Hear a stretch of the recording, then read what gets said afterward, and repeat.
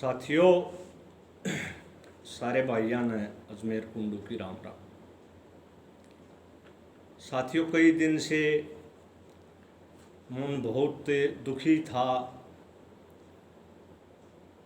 ना हास्य की कोई कविता, ना कोई चुटकुले, ना दिमाग में आ रहे थे, ना मन कर रहा था कि आप लोगों के बीच प्रस्तुत करूं। और कल रात को जब मैं टीवी देख रहा था तो 11 बजे से 12 बजे तक आज तक वालों ने वो सारी तस्वीरें दिखाई उस 1 घंटे के दौरान, जो दुर्दशा लॉकडाउन में हमारी इस देश के गरीब जनता की हो रही है। और वो देखने के बाद मन इतना दुखी हो गया कि वो देखते देखते आंखों में पानी आ गया। और सच बताऊं तो आंखों में पानी क्या, रोने लग गया मैं। कुछ देर तक अपने मन की भाप काट के ने चारपाई पे लेट गया, पर नींद नहीं आई। 2 बज गए।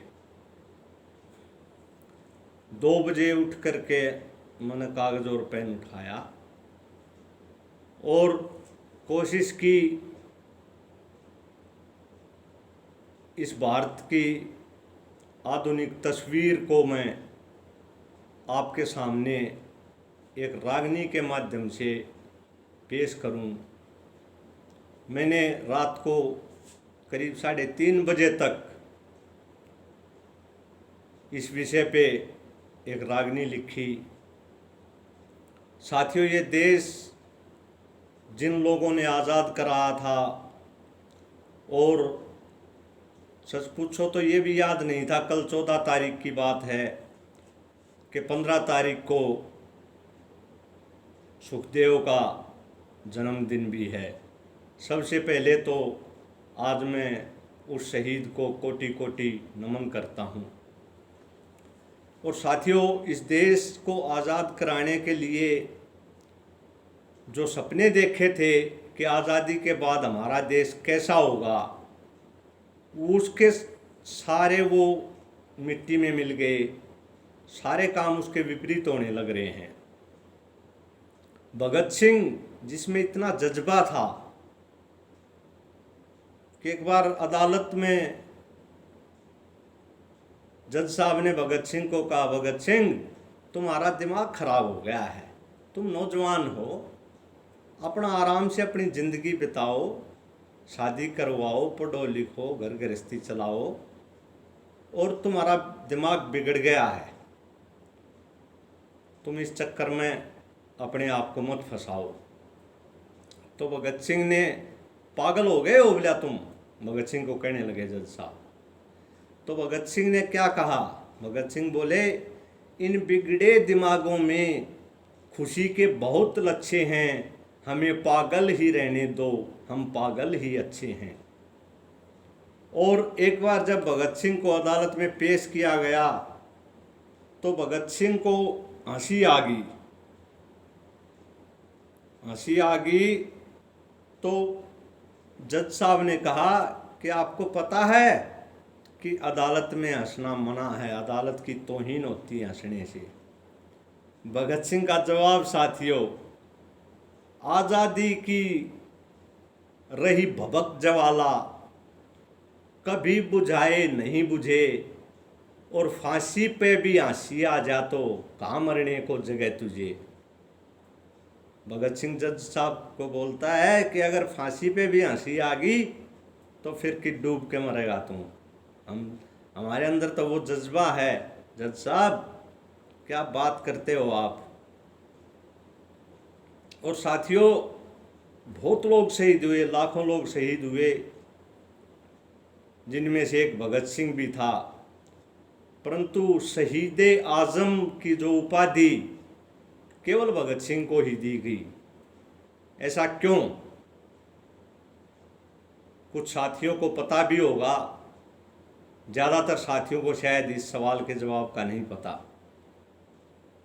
जब भगत सिंह को जिस दिन फांसी की सज़ा सुनाई, उस दिन से लेकर के और जिस दिन फांसी होनी थी, उस दिन तक साथियों जेल के अंदर मेरे ख्याल में वर्ल्ड रिकॉर्ड है, किसी को फांसी की सज़ा सुनाने के बाद ऐसा हुआ होगा। भगत सिंह का 3 किलो वजन बढ़ गया था, इसलिए भगत सिंह को शहीद आजम की उपाधि दी गई। शहीद आजम भगत सिंह कहा गया। और साथियों उसी संदर्भ में पेश है एक रागनी, शायद आपको पसंद आए। ये दुखी जो जनता है वो आज भगत सिंह, सुखदेव, राजगुरु को पुकार रही है। उनकी आवाज़ मैंने उन शहीदों तक पहुंचाने की कोशिश की है। उनके दुख दर्द उन शहीदों के कानों में डालने की कोशिश की है। न्यू बोले देख तेरे हिंद की हालत में,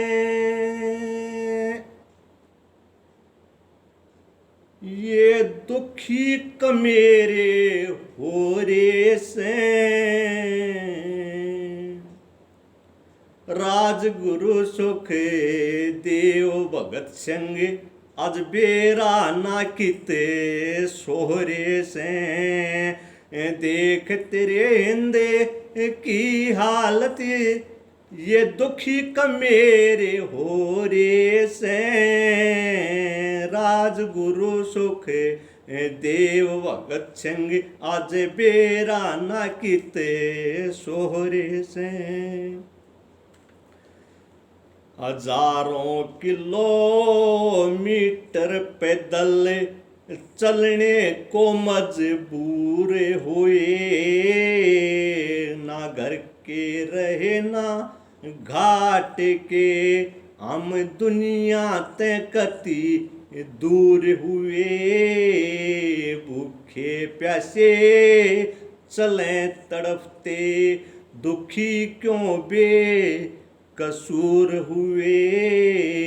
चेहरे पे झुर्रियाँ पड़गी और ढीले उनके नूर हुए। जिन्हें महल बनाए बड़े बड़े, जिन्हें महल बनाए बड़े बड़े, आज वो सारे बेघर हो रे से, राजगुरु सुख देव भगत सिंह आज बेरा ना किते सोहरे से। और एक तस्वीर देखी होगी आपने, मीडिया वालों ने दिखाई थी, एक माँ अपने बैग को खींच रही है और एक छोटा बच्चा उस बैग पे सोने लग रहा है। उस तस्वीर का वर्णन मैंने अगली कली में किया है। एक माता जगर के टुकड़े ने रोड के ऊपर खींच रही, अपनी आँखों के आंसू ते वह उस पौधे ने सींच रही। चलते चलते लगे थी ठोकर, वह आँख नींद में मीच रही। हजारों किलोमीटर चल के वह पानी के लिए चीख रही, फिर भी ना दिल पिघलता मारा, फिर भी ना दिल पिघलता मारा, बजर के ये हो रे से, राजगुरु सुख देव भगत सिंह बेरा न किते सोहरे से। और तीसरी कली में साथियों मैंने एक तस्वीर देखी, आपने भी देखी होगी, कि वो करीब 55-60 साल का एक आदमी और उसकी माँ 70-75 साल के करीब होगी, और जो 55-60 साल की उम्र का आदमी था उसकी भी उम्र बेचारे की ऐसी लग रही थी जैसे 70-75 साल की उम्र का हो वो। क्यों? क्योंकि गरीबी ने तोड़ रखा था। और वो अपनी माँ को पीठ पे बैठा करके अपने घर की तरफ पैदल जाने लग रहा था। तो साथियों तीसरी कली में क्या बताया,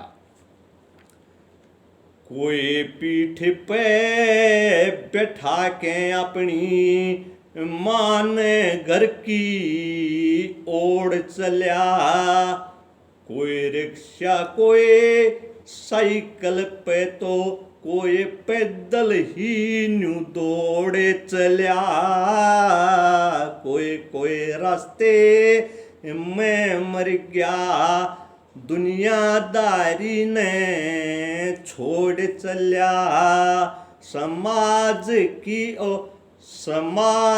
और सरकार की लागे काढ़ के कती मरोड़ चल्या, मारे देवी देवता कड़े गए, मारे देवी देवता कड़े गए, ये राक्षस है विहोरे से, राजगुरु सुख देव भगत संग बेरा न किते सोरे से।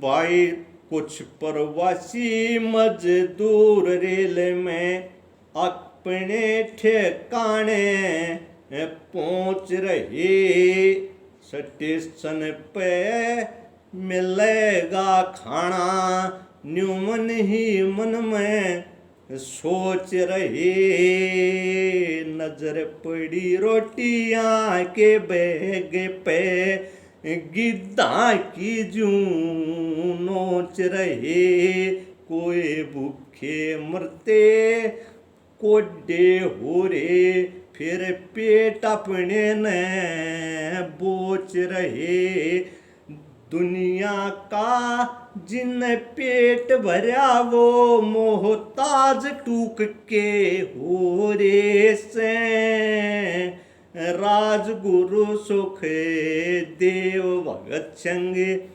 बेरा ना किते सोरे से। ये आज का ही सीन है साथियों। बिहार के अंदर जब प्रवासी मजदूरों को लेकर के बिहार के एक स्टेशन पे रेल रुकी तो रुकते ही मजदूर यूं टूट के पड़े खाने के लिए, और हमारी सरकार, केंद्र सरकार और राज्य सरकारें यूं कह रही हैं कि किसी को भूख से नहीं मरने दिया जाएगा। साथियों मुझे नहीं पता वो कौन से राज्य से आए थे, कहाँ जाने लग रहे थे, परंतु डूब के मर जाना चाहिए उस राज्य की सरकार को वो जहाँ से आए थे।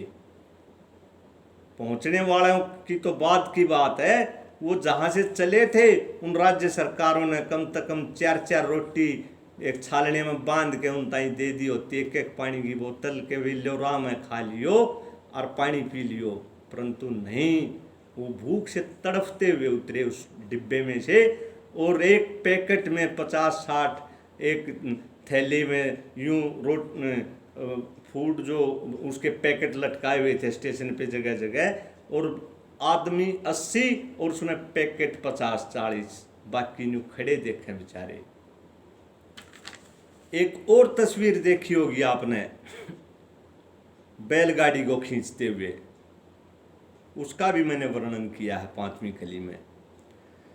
कोई बैल की जगह जुड़ जुए में होगी तबीयत खट्टी रे, कदे आप जुड़े कदे घर आली किसी होरी रे रे मट्टी रे, सोने की चिड़िया की आज दुनिया में पोलिया पट्टी रे, यह हाल देख के मेहनत कसका शेर, यो हाल देख के मेहनत कसका जी जालिया सो घाटी रे, सर के ऊपर छत को ना पड़े पेड़ के नीचे सोहरे से राजगुरु सुख देव भगत चंगे बेरा न किते सोहरे से। अब अगली कली में उनको बुलाते हैं कि आप हमारे जो शहीद थे, शहीदों को कहते हैं कि आप आके एक बार हाल तो देख लो इस देश की जनता का, जिसके लिए जिसकी खुशहाली के लिए आप लोगों ने अपने प्राण न्यौछावर किए थे, उन लोगों की आज क्या हालत है। हिर आके न तुम्हें हाल देख लो अपनी भारत माता का, हाल तो बेहाल होया इस देश के निर्माता का, अपनी आँखें हाल देख लो इस देश के अन्नदाता का, गऊ बेचारी फिरे भटकती पर नारा दे गऊ माता का, बेहरूपिए बन के न बेहरूपिए बन के न मारे सिर पे बैठे से गोरे, बेहरूपिए बन के न मारे सिर पे बैठे गोरे से, बेरा ना सुख देव भगत सिंह राजगुरु किते सोहरे से। आखिरी कली में क्या बताया बोला, वह हृदय नहीं वह पत्थर है, वो हृदय नहीं वो पत्थर है, जिसमें स्वदेश का प्यार नहीं, जो राजा प्रजा की रक्षा न कर सके वो हमने तो स्वीकार नहीं, सबके श्यामी आज्ञा नक्शा झूठा करता परे चार नहीं, परिवार की पीड़ा वो के जाने जिसके खुद का परिवार नहीं, परिवार की पीड़ा वो के जाने जिसके खुद का परिवार नहीं।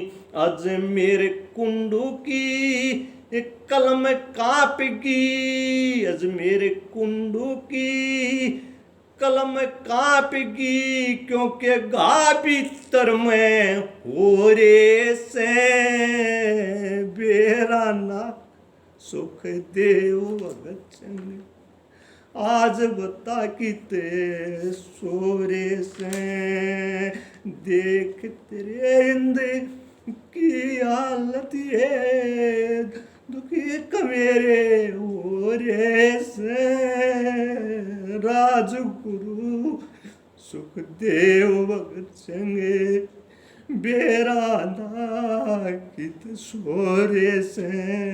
धन्यवाद साथियों, जय हिंद।